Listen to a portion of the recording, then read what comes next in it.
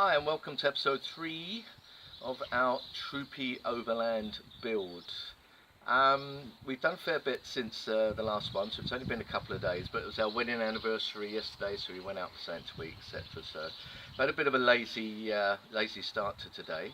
First of all, I'd like to thank our friend Paul, who's making all of this possible. We're in a beautiful part of the world in Sussex and UK. He's got a huge barn here.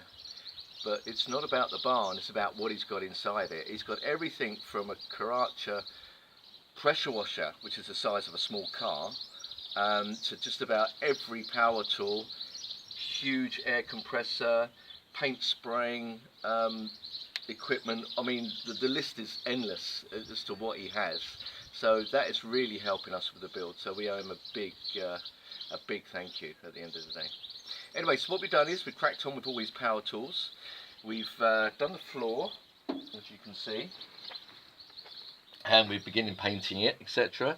Doesn't really matter what colour it is, pure and simply because obviously everything's going to be covered up and there's going to be units here and everything else. We've done a fair bit of rubbing down, obviously. One of the things that you saw in the previous video was this little area down here, which was full of rust and everything else. There was another reason why it was like that. We were told, when we collected the car, that there was a spare key behind this light cluster here. I obviously took the spare key out. Don't worry, it's not there, so don't even think about coming down and stealing the car because I've removed it. But I took the light cluster off to get the key out, and there's a big hole. So the hole goes from the back of the light cluster straight into this area down here, which obviously means that the water has just been passing this way as well. So that hasn't helped. Inside the door panels here again, we've taken these off and started preparing inside of here. The problem is again, there was so much foam and glue stuck in. We started taking the glue off. Getting the glue off is a pain in the arse. But we started taking that off, but because the foam was pushed all the way down to the bottom, you've obviously got your drain holes along the bottom. So it was just blocking them. So again, the foam was actually not just stuck over rust, but it was stuck over mud. So it wasn't even cleaned out beforehand before putting it in. But then, once you put it in, it's just going to collect.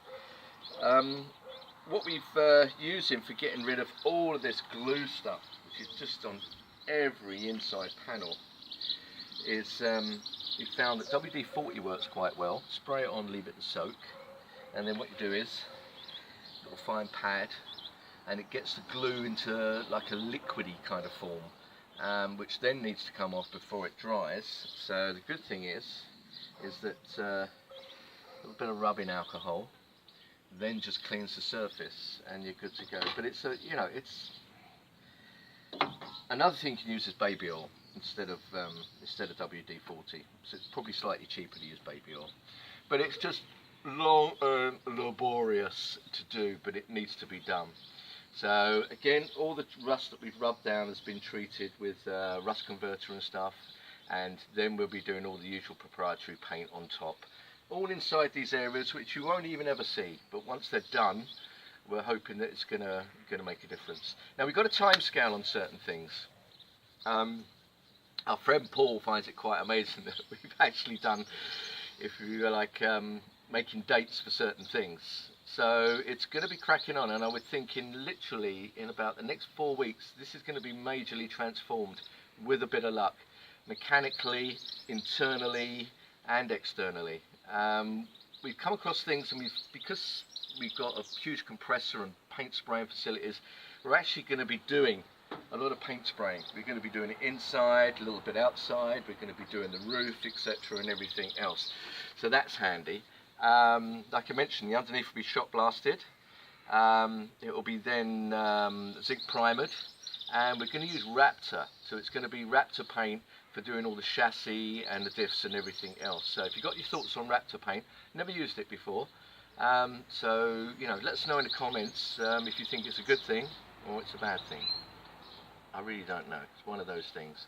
Right, mechanically, we went down to Toyota. Went to Toyota, there were a list of things. I mean, one of those things is a timing belt kit. As far as I'm aware, the previous owner, well, he said he never fitted one, and he had it for 4 years. So God knows when the timing belt was last done. And if you look at the MOT mileage, it's definitely due to be done. So timing belt kit, both swivel joints are leaking. Transfer box leaking. So transfer box, front back seals, full swivel kit, repair to stop the leaks, a new clutch go in, timing belt, obviously normal service items, brake pads, stuff like that. I mean, a whole host of stuff. So we priced it all up. Amazingly enough, Toyota bought the car up on their system, said, yeah, we can get the bits. Oh, fantastic. Oh my God, I didn't think that Toyota would be even interested remotely. They priced up these items, and we're not talking about a lot of items, and it come to £1,000 in parts alone.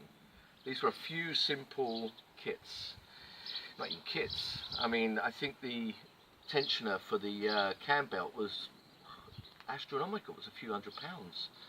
Anyway, so went to Euro Parts, they were no help, and got in touch with Rough Tracks. Now, we've used Rough Tracks for the last 8 years. They've been fantastic with regards to us travelling, and anything we've ever needed, it's literally been no problem at all. So Barry at Rough Tracks, thank you very much. Gave them a call, gave him the list as well. We now find the price is under half the amount of what Toyota is. Now you're probably saying to yourself, yeah, but it's not genuine parts, it's going to be some crappy parts and stuff. No, these are genuine Toyota parts, just like you get from Toyota. So it's kind of happy days really. So yeah, we're going to be getting all those bits and bobs. That'll all be fitted from the 3rd of June onwards. The interior will start to be kitted out about 4 weeks from now. The underneath will be done on the 10th of June, because we've got that booked in. So yeah, it's all coming along quite strong. Yeah, we're going to have a little bit of a lazy day. It's Sunday, but we'll update in about 3 days time again, and hopefully you'll see a lot of changes with inside. Oh, and another thing we found, one more last thing. When you look in the sunlight, I mean the paint's completely faded and rubbish, but when you look in the sunlight, you can actually see on the door and on the wing that it says New